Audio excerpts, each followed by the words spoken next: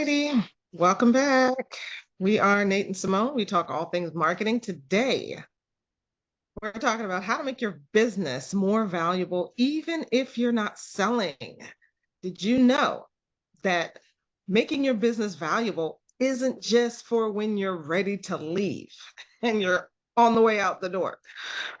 You can make your business valuable while you're still in it, while you're working, even if you're planning on being there for another 50 years. So that's what we're talking about today. Subscribe to this channel and share this video with your friends and other entrepreneurs, business owners that you know, so that our messages can get out to more people. And also at the end, make sure that you put in the chat what your biggest takeaway was. What'd you learn today? Because I'm sure you're going to learn something.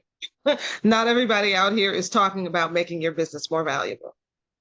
Okay, so let's get started. Hey, Nate. Hello, back again. Simone, did you know? I talked to someone here recently, and they told me that they were talking to a business broker, and they said the business broker told them that of all the businesses that come to them saying, "Hey, can you sell my business?" Well, let me put it to you, and let me ask a question.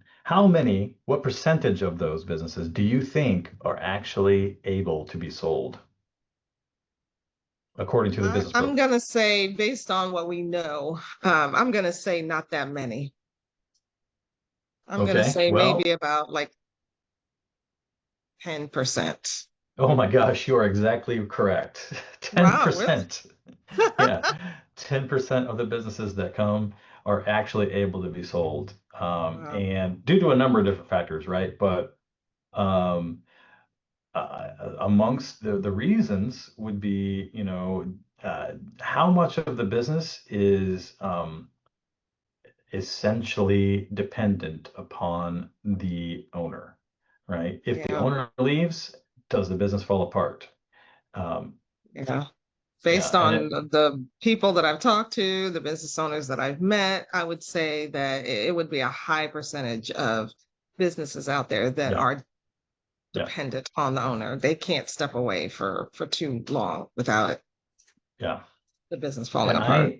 I spoke with a business broker myself, and I said, don't you think that revenue growth consulting would be great for businesses to help them, get there, as far as like being able to sell a business? And she said, it's a great idea. I agree with you. But the problem is that most of the businesses we talk to, um, they have waited too long to get their Mm, business in order. Like they're wanting to exit within the next, 2 to 3 years, and they simply do not have the things in order in the business that are going to allow them to exit at the highest possible multiple they could, yeah. you know. And Wow. so it's like, we'd love to help you, but there's just simply not enough time. And you haven't done the things that you need to do while you're in business to keep things in order, to build the systems that are going to allow you to step away, right? Right. And they wait until the Right. last minute when they're ready to exit and they want to retire. This is their nest egg. They put their blood, sweat, and tears into it. They want to step away and extract the value out of it, but they simply can't because they just haven't done what they need to do to actually make it sellable. They have So, to prepare way in advance before they can exit yeah, in the way that they really want to. yeah. Mm, And so that's going back to what we talked about. Making a valuable business is not necessarily just about exiting, right? It can help you where you're currently at. It can help make the business more operationally sound and independent of you, and also create a predictable revenue engine within the business, right? right. Um, and Can build the business that you actually love right yeah, now, yeah, before you're ready to retire. and exit out so that, you actually have a business that you wanted when you started this. Yeah. And it's not just, again, it's not just because you're looking to exit. It's not just for investors necessarily, but it's for your own personal sanity and so that you actually enjoy what you're doing as well, at the very least. Absolutely. Um, Yeah. all those other things are kind of like, bonuses. But really, when it comes down to it, it might just be about you, um, being able to take your stuff out of it, take some time off, let the thing run by itself, knowing full well that everything is going to go smoothly, without you there. Um, I think what and what a lot of people have, and it's a problem, is that their businesses aren't real businesses. They're really glorified jobs. They're, yeah, it's a job that you created for yourself. And so what really needs to happen is that we need to turn it, transform it from a job and into a real business that can yeah, run without you. yeah. So by definition, let's examine that a little bit. By definition, job is means that you're working for an employer, performing tasks and duties in exchange for a set income. Mm. Okay. And a business, by definition, is where you're owning and operating an enterprise, taking on the risks and rewards of the business.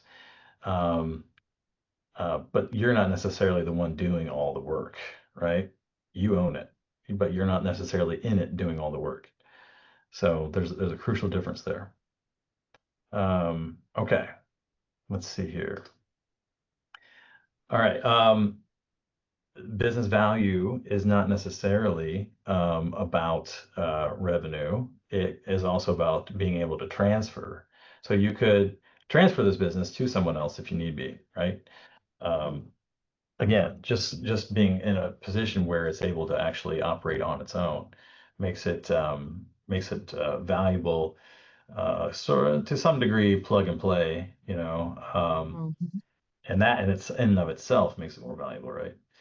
Um, That what reminds what me of a question that our mentor Ken asked us a while back, and he said, "What is a business?"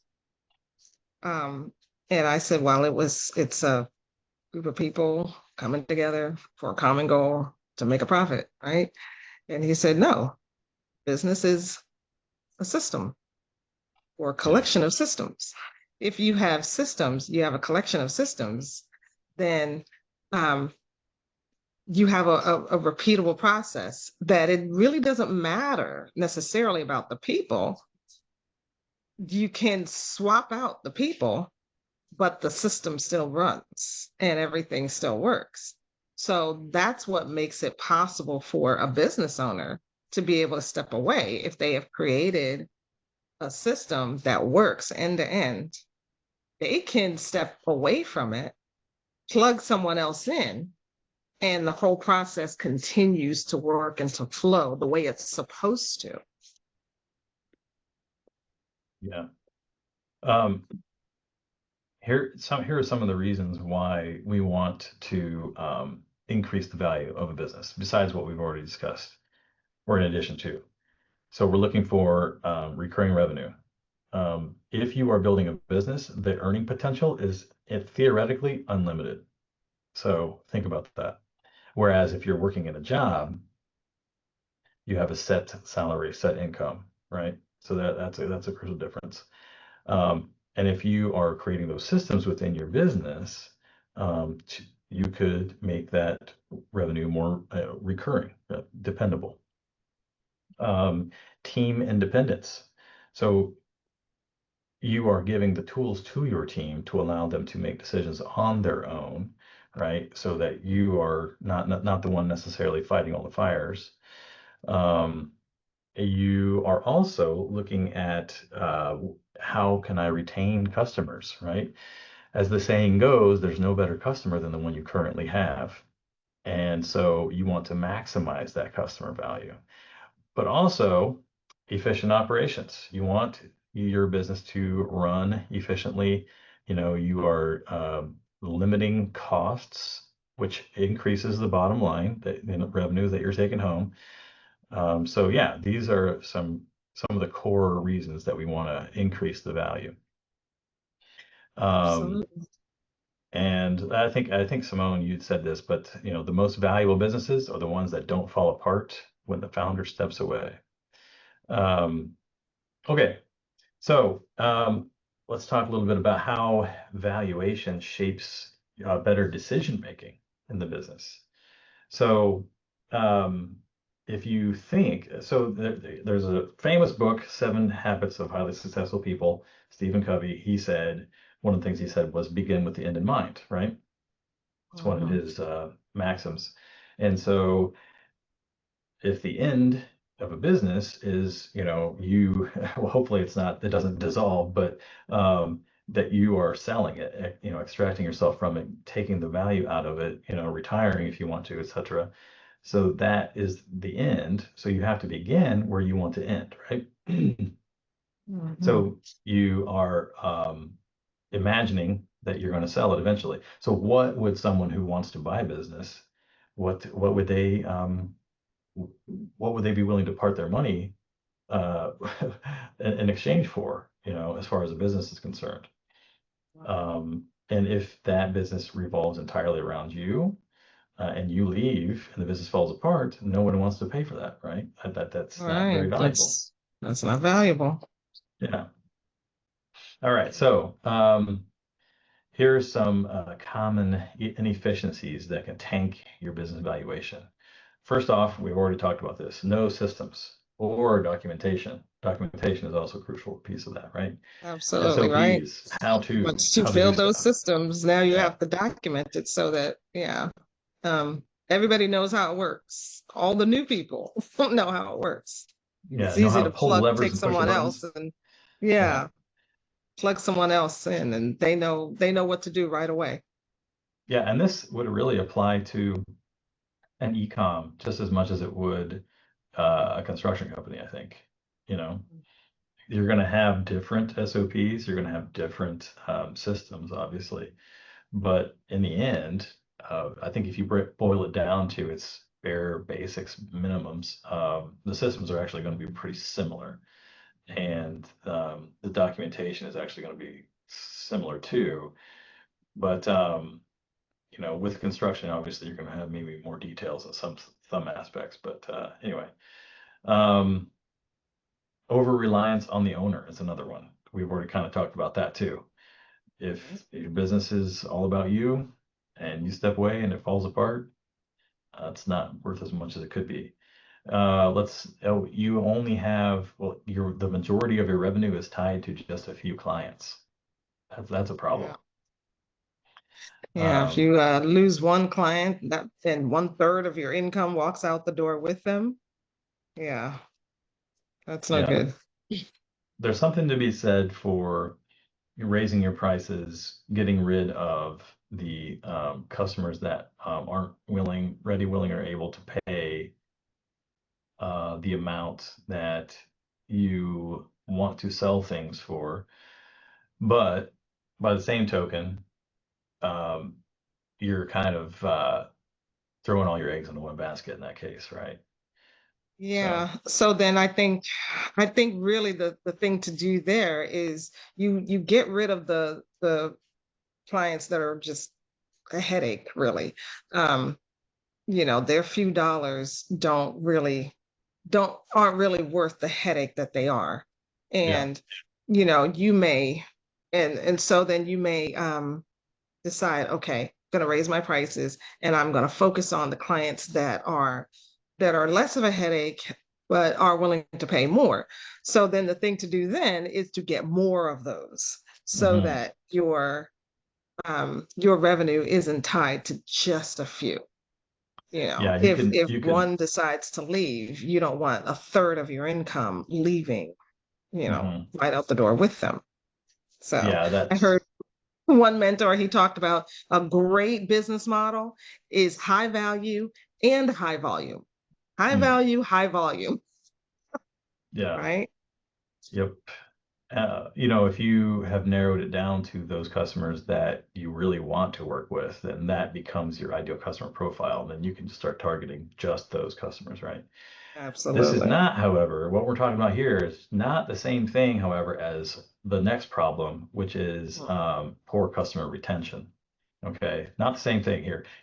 The difference Right. there, you are actually making the choice Mhm. that gets rid of those lousy customers and gets you more of the customers that you really want to work with.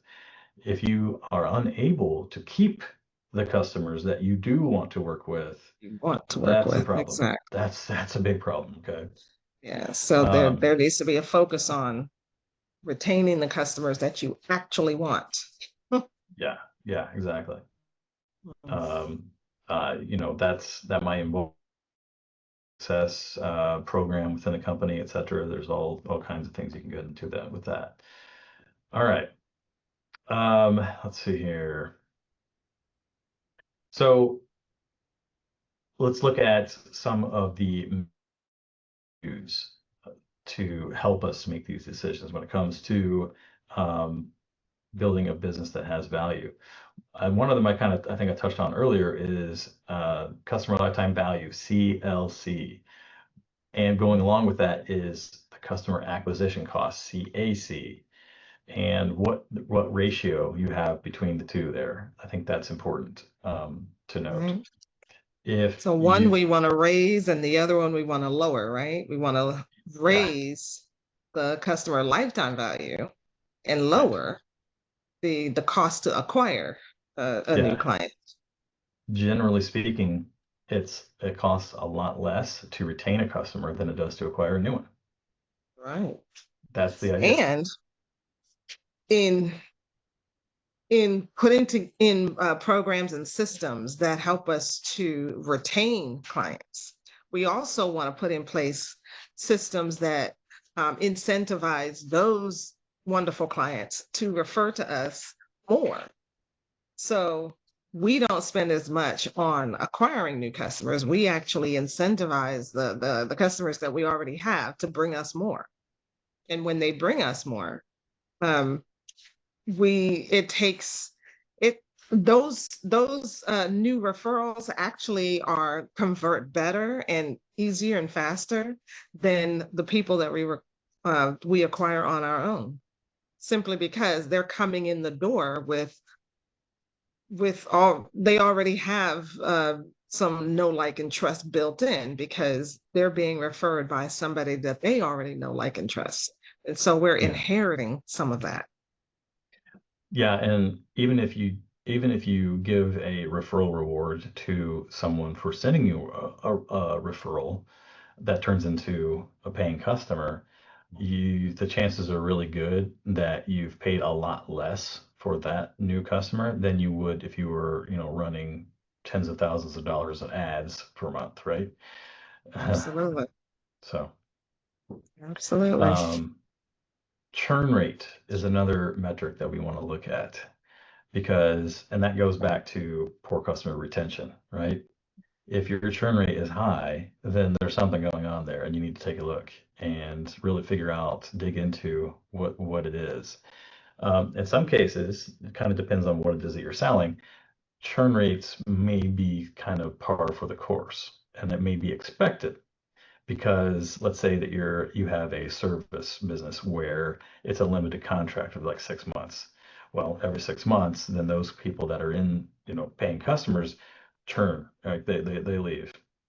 Well, Mhm. what if there was a way to kind of keep them in your orbit, so that Yeah. they continue to refer people to you and become a valuable source of referrals, or you keep them in your orbit until they are ready for your services again, for example, right?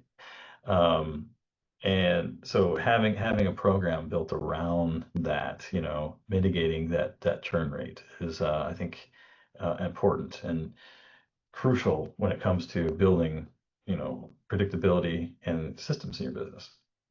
Um, another another That's it. another another key metric here is your profit margin consistency. Um, do your profit margins fluctuate?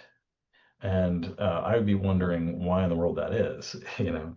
Um, Talked to somebody yesterday. It was actually a kind of a role playing scenario, but it was interesting because one of the things he said was, and he was role playing being a construction company owner. Hmm. And he said, well, we don't have a consistent way to create estimates for customers. We have three estimators out in the field, and they're giving, different estimates for the same type of job because we don't have any kind of consistency in our business built around that. So that is an That's a example of problem. profit margin consistency problem, right? Yeah. Potentially. So if you have one person estimating higher than the other, maybe the other one wants to estimate low in order to try to secure the deal. Well, how much is that eating into your profits then, right? Right. Um, Taking a look at industry averages for your business, I think is important in that case, right? What kind of profit margins is everybody else making? Um, and making sure that you have the systems and processes in place to help maintain that and keep it consistent. I think that's crucial. Um, Yeah. I mean, what if you're in an area where your customers talk to each other? right. That could Yeah. be a problem. Or what if you have multiple reps talking to the same person giving different quotes? That's a real problem. Yeah, that's a problem too.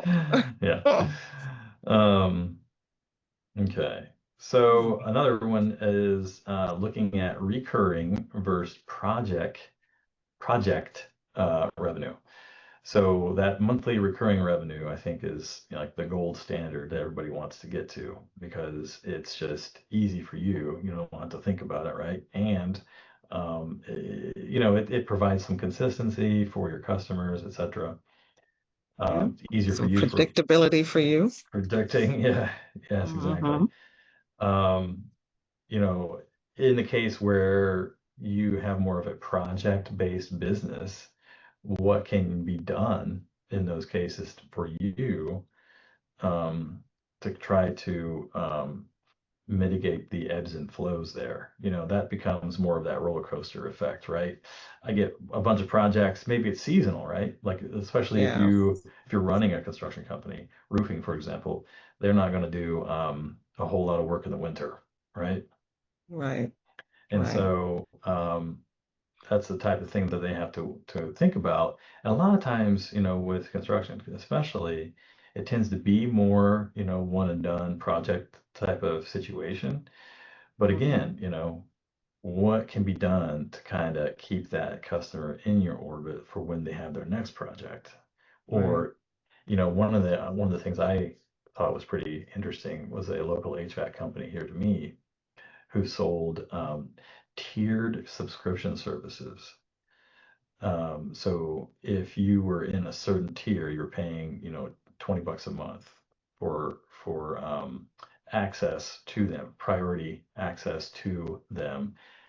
In the winter months, for example, if you want to get your HVAC system serviced before it gets cold, Hmm. and you forgot to do that during the summer and it's getting the winter time and you want to make sure that everything is up to snuff and your house doesn't burn down because you have dust trapped in there or something. Well, Yeah. you could call them and get priority because of course everyone else is doing the same thing, right? So but you can get bumped to the front of the line if you're paying a certain amount, right? And Right. like they have different tiers, and so different tiers come with different perks. I thought that was kind of interesting. That I think works that well is interesting. for Yeah, that works well for the HVAC company because they have predictable revenue then, even though Exactly. it might That only they're be not, 20, 30, $50 a month, you start yeah, adding that up across the clients, and that helps to smooth that roller coaster out a little bit. smooths out that, yeah. All of a sudden your business isn't completely dependent on the seasons anymore. Yeah, Now you can count on income coming through all year round, yeah, you know? So yeah, roofing companies, I've heard of hair salons doing it, just, having some sort of a maintenance program, monthly subscription program um, that your customers can pay into, that they get more perks. Um, and I do like that with the HVAC, because it's a benefit to the customer, because Yeah. then they're not for them, they don't have to necessarily, even if they wait until the last minute or something, they'll get priority service. But they're also thinking about it before it gets to that last minute, um, emergency situation where it's like, okay, I have to do it now. Like, well, you've Hmm. been paying into it all this time. Might as well just call them up, when you first think about it. Yeah. Yep. Be on the Um, radar. another kind of offshoot of that would be like loyalty programs. Hmm. That helps to, again, smooth that out. So if you're building incentives into repeat business with you, so if it's more project based, if they choose to do their projects with you, they can build up this loyalty, which allows them to get like a free project or something like that, right? I Right. won't, or a vastly discounted project in the future. Yeah, Um, so absolutely. that can help I you out think there. those types of programs are awesome for your customers and for the business to, Hmm. build But up that that's loyalty, that's keep them coming that's back. yeah, that's the type of thing we're talking about with thinking about how you can build value into your business, and then helps that in turn helps you to make better decisions in your business, right? Yeah. It forces you to think outside the box, I think, Yeah. as a business owner. Which Yep. is why it's so helpful to really come together, and not just do the day-to-day work of the business, but really come outside of it and start thinking differently about where you want your business to go. So it goes back to thinking about the end in mind. Like, where do I want this business to go? Having that CEO time, that 10,000-foot view of your business, rather than working every day, you're just doing the daily thing, working in the business. No, Yeah. step outside of it and start thinking more strategically about, okay, what's overall, how is this working, where do I want it to go, how can we improve, on this seasonality of the business, how can we Mhm. smooth out that the profits that we're getting, so it's not And feast or famine. yeah, and the beautiful thing about that is once you have this established, this is a system that goes with the business. It's no Mhm. longer dependent on how well you know these customers, and how affectionate they feel towards you as the business owner. You have Right. them in a subscription service, and so you have their contact information. You're always, you're billing them, which, by the way, when a customer gives you money, every time it's easier for them to give you more money, right? So there's that. Right. But Right. that whole system goes along with the business. It's not dependent on you and your who you know and your connections necessarily as the business owner. So that makes the business more valuable. So, Absolutely. all right. Because then that's lead flow, right? So yeah. Um, all right, which is one of the things that they look for when valuing business. Okay.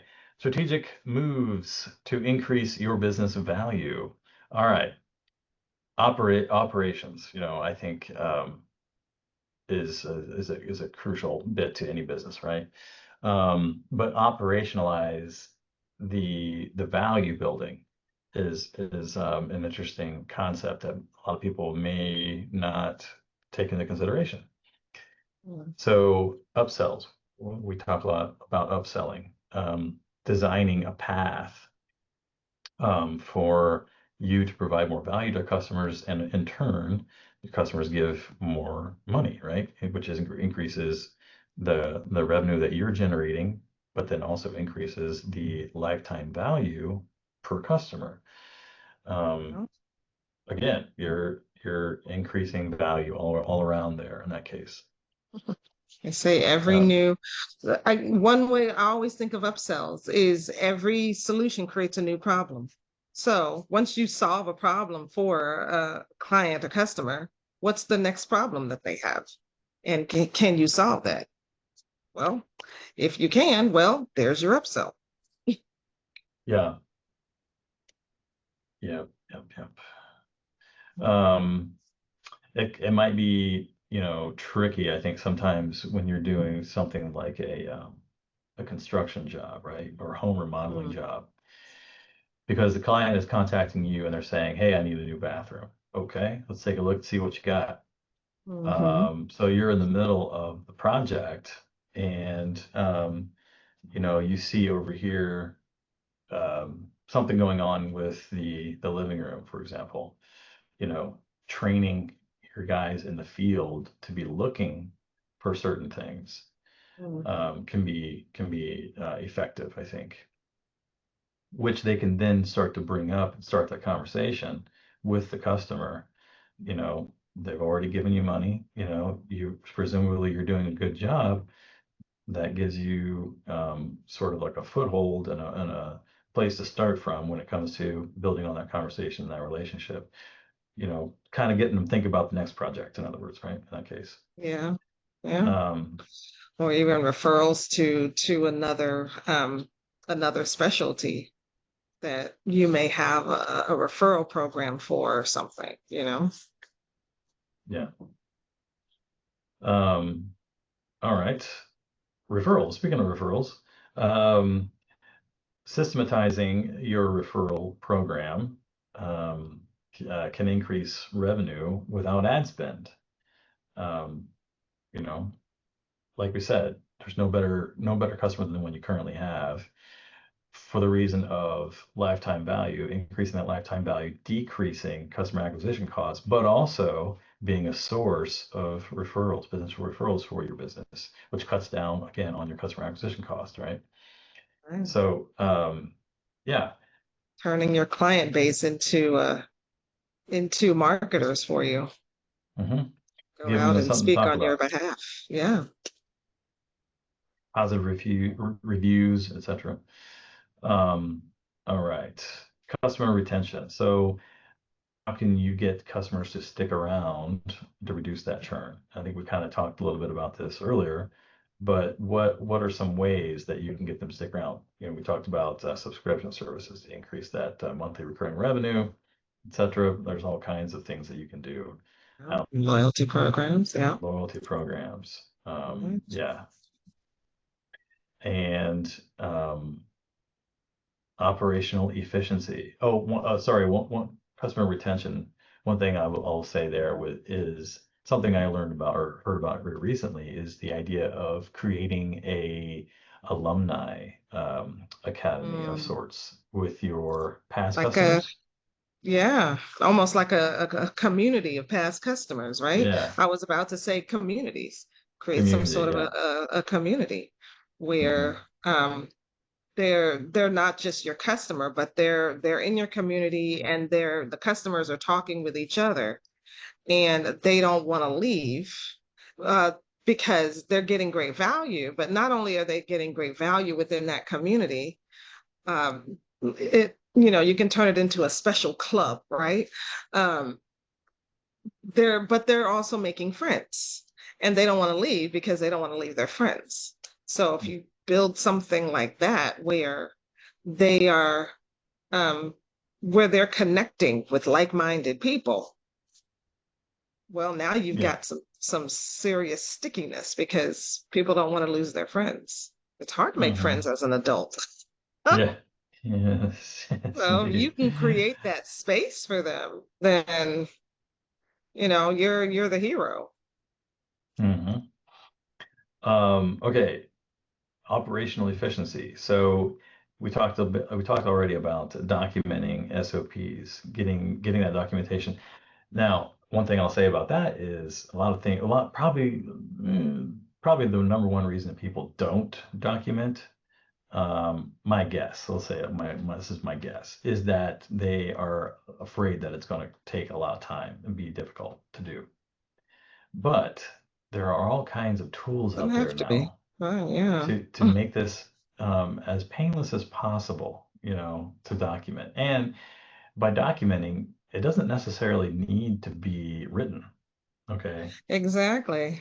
I was just thinking about that. Like, Yeah. what if you're a service provider and you're coming into people's homes to do work, do remodeling, do a construction project, whatever.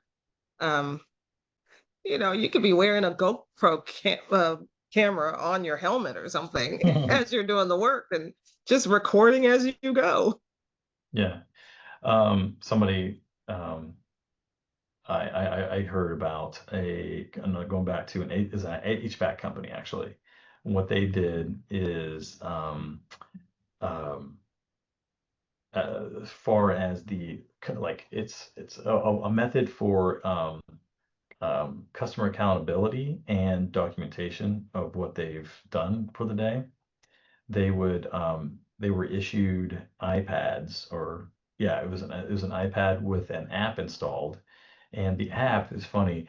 The app was actually originally used for soccer coaches to videotape their kids while they were playing, so that they could actually like make notes and then bring it up later and show them, the things that they could work on for the next time.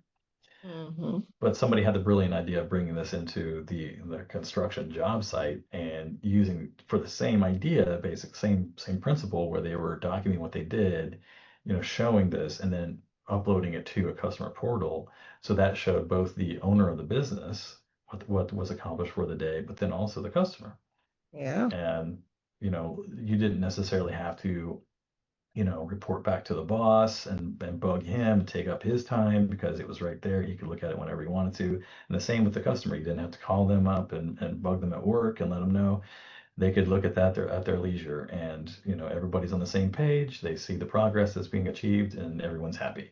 This is Yeah. like going back to that concept of like revolutionary concept of the Domino's delivery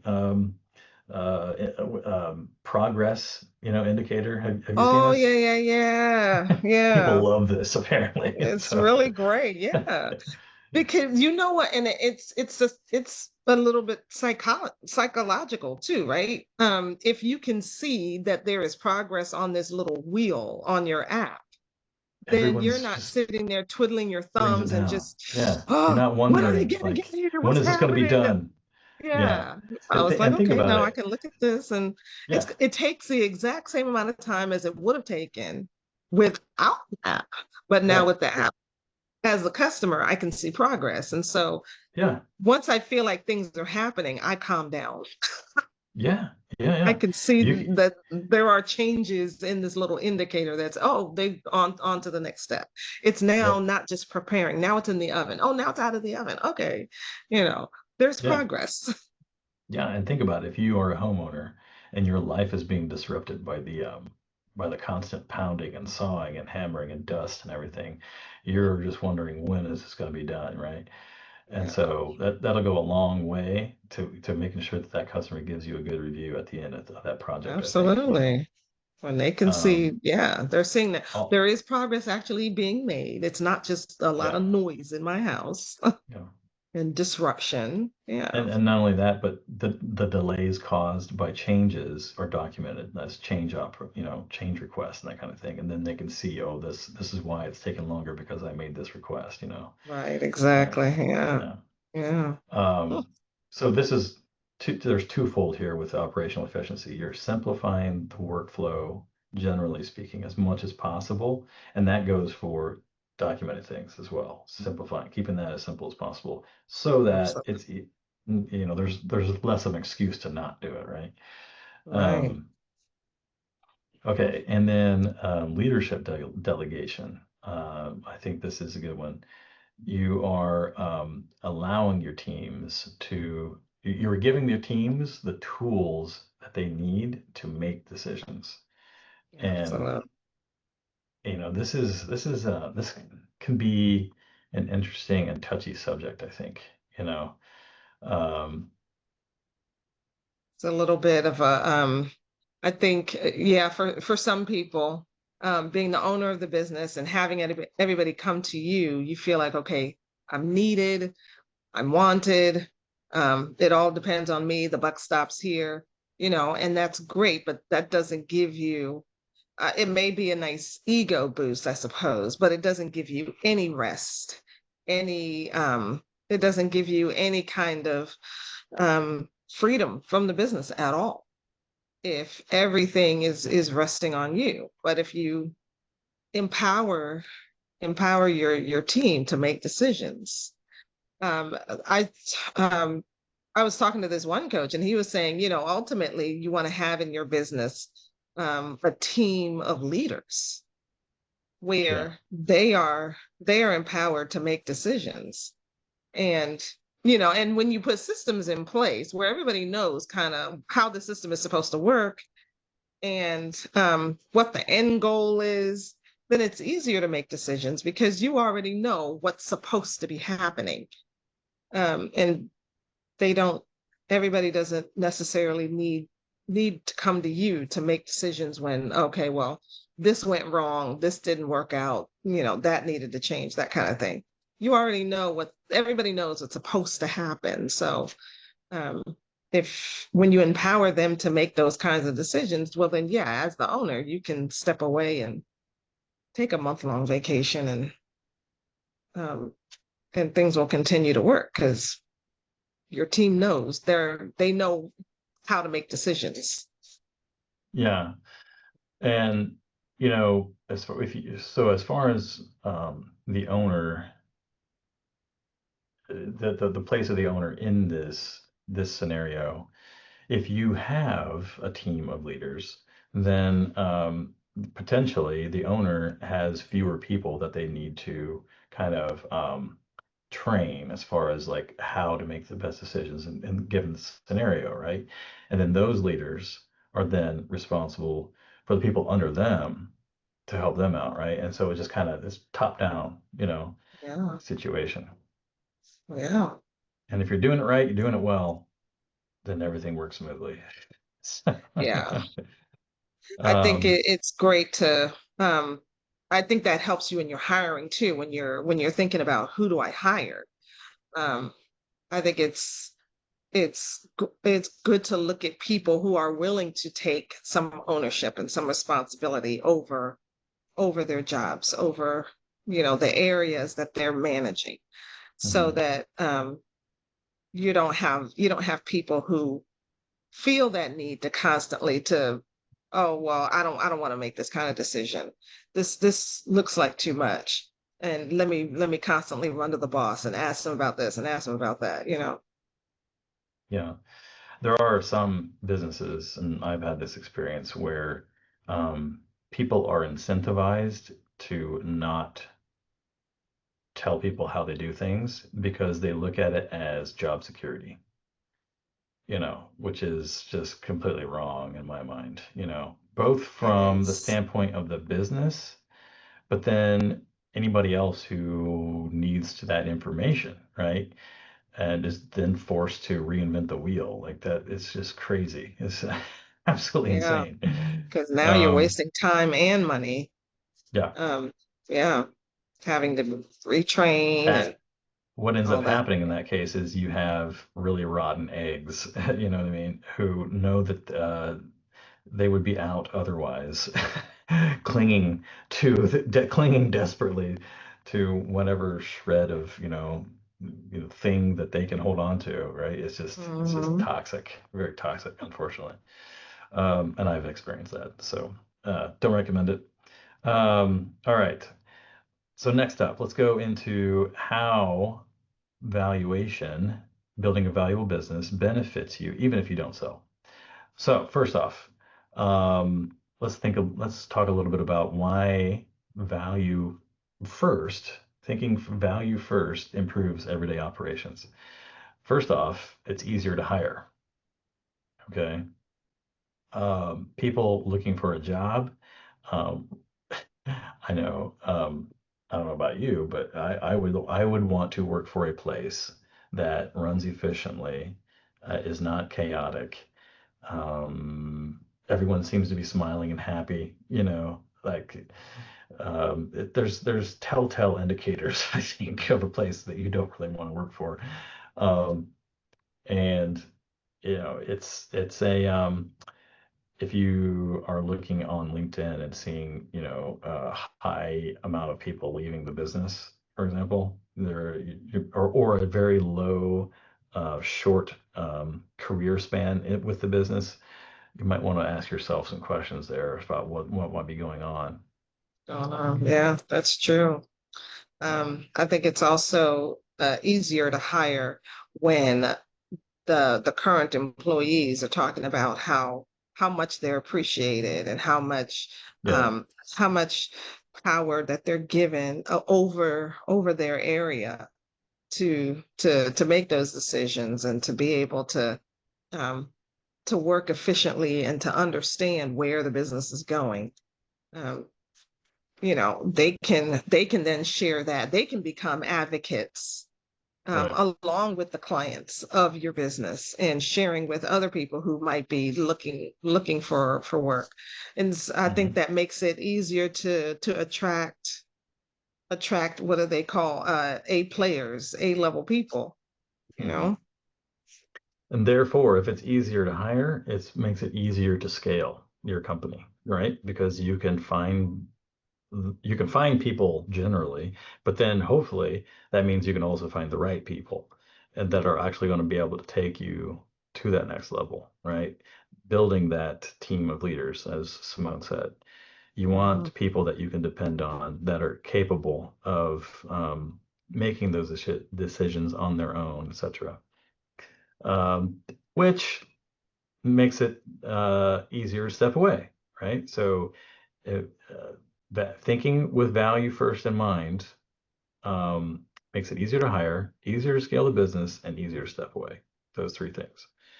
Um, okay, so let's think about, you know, speaking of stepping away, that leads into hopefully long-term freedom for the business owner and um, potentially leading to things like licensing, franchising, partnerships, things like that. If you what you have built is truly systematized and predictable, I mean, you might want to think about turning it into, you know, the next McDonald's, for example.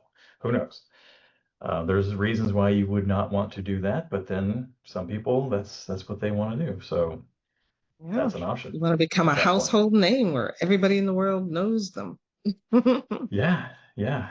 And Yeah, not only that, but the system, right? It's all built around system. McDonald's is a it's well-oiled a machine, system. Yeah, if nothing else, right? absolutely. Um, Yeah. I remember do you remember that movie that was on Netflix about I think it was called The Founder, about the start of McDonald's and how Ray yeah. Kroc turned it into the empire that it is now.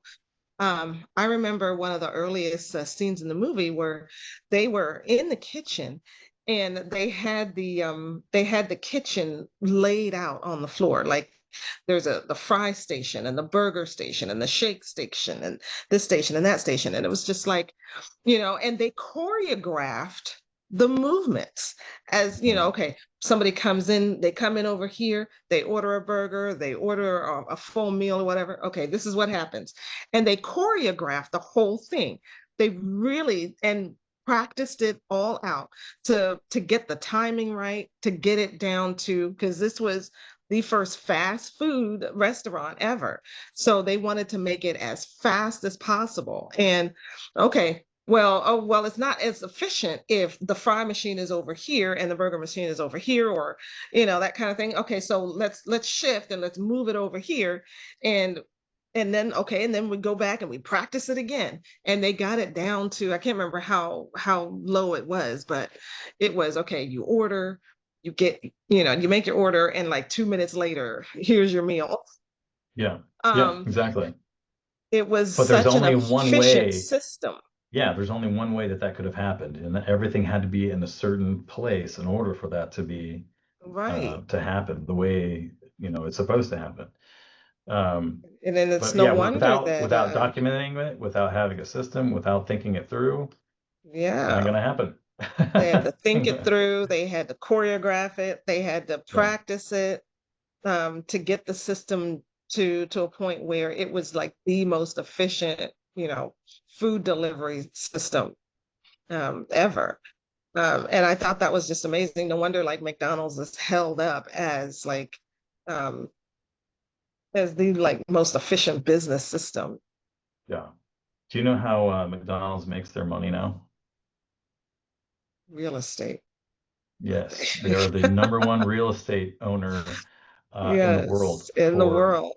as far as the And restaurant industry is concerned. and that was out of necessity. Yeah. Basically from the movie, uh, Ray Kroc is going around the country and he's creating all these franchises, but the McDonald's brothers would not raise the fees that they were charging the franchisees, and and therefore Ray Kroc wasn't getting paid as much as he wanted to get paid. So he said, "Okay, well then, new deal. Instead of charging them a lot for the a bigger percentage of the profits or whatever. We'll just charge them for the land that the McDonald's restaurant sits on." Hmm. And he ended up starting a new real estate corporation that leased all this land to all these different all these different McDonald's restaurants and just Yeah. started making money hand over fist. And I Yeah. don't think the McDonald's brothers got any of that. Yeah. Yeah. Which leads us down a different conversation. But Yeah, anyway. that's a whole different conversation, but it was just very interesting. I saw right and wrong on both sides. Yeah. I found that the the McDonald's brothers were very stuck in their ways and very they I felt like they refused to see the writing on the wall. Yeah. Um, and they could have had a much bigger piece of the pie. Hmm. And then, but at the same time, Red Kroc he was just going full steam ahead and just basically steamrolling over these guys. Yeah. Um, Yeah. yeah, it was I think interesting, but yeah, he was in very his what efficient. 50s or something like that at the time. So I think he was looking at like, oh my gosh, I got to make as much money as possible so I can retire. That was Right. probably part of it. But Yeah. I think He was his getting older. He idea was tired there of doing what he was doing. leads us into our next idea, which is building a legacy. Hmm. Um, if you are thinking about that long-term freedom, right? Building value in the business enables you to have that, to build that legacy. You want to pass it on to somebody else, potentially. Whatever that may look like, whatever that may mean, and whoever it may be going to, what is kind of beside the point. But again, it's similar here. If similar situation to people who are looking at valuing businesses, right? Nobody wants you to hand them a business that falls apart, when you're not there. And so it's just like, yeah, A because lot that's a of lot of work people, trying to clean up the mess. I think a lot of people, part of what they want to do too is hand their business over to their children, to the next Right. generation, And then we're in that and not silver tsunami right necessarily now. yeah, not Yeah. necessarily allow a stranger to buy it and then run it, but have they build it out for their children to then come and take over. Well, a lot of what happens is that the next generation runs it into the ground. And why do they do that? Maybe Yeah. it's because the systems are inefficient and the systems aren't Yeah. necessarily to a I'm built just not to a like point him where or her, yeah, I can't do what they did, can't like, take me yeah, out and yeah, swap somebody else in and yeah, it continues yeah, to work, right? yeah, So yeah. um yeah, that system needs to be tight and efficient. So somebody else comes in, it continues to run like a well-oiled machine and their innovations just add to it, not take away from it. Yes. Having a valuable business, if nothing else, gives you options, which can translate into freedom. All right. Yes. So, what stage are you in currently? Um, Part of what we do is taking a look at the visibility of the business, the viability of the business, and of course, the value, which is what we've been talking about here today. And within those, we break those down into different systems in the business. So uh, there are, according to the assessment that we have available, I'll include the link in the description. There are different stages of the business depending on where you are at. And so it asks you some questions about where you're at, how you delegate things, how you're generating leads, what kind of revenue you're getting, and that kind of stuff. If you are in stage 3, for example, that is where you are probably ready to grow. Everything still runs through you. You know, you've achieved a certain level of success, but you remain the bottleneck in the business. And until you are ready, willing, and able to delegate, you can't get to the next stage. And this is like based on research, so we're not making this up. This is kind of based on the Harvard business small business model, or Harvard business model for small business growth. And in stage 4, then you have another. Simone had talked about this earlier. Every problem you solve leads to new problems, right? So once you get to that past that stage 3, you get to stage 4. You are ready to execute on growing the business, but that potentially could strain the infrastructure that you have built. In which case you need to look at possibly expanding the footprint of your business, the physical location, perhaps. With an e-com, it's obviously a little bit different, but there may be some structural changes that need to occur there, but as well. And then you get into the stage 5, where that's where you're really building that legacy. You're no longer part of that day to day. You have delegated to your team of leaders, and you're kind of phoning it in and just taking a paycheck. That's kind of that's like where you really want to be, right? And of course, stage 6, and then sorry, so in that 5th stage, then that allows you to, if you want to, jet out, take vacation, actually retire, hand it off to somebody else. In stage 6, then maybe you have left it to your kids or whatever, or the next person, or you've sold it.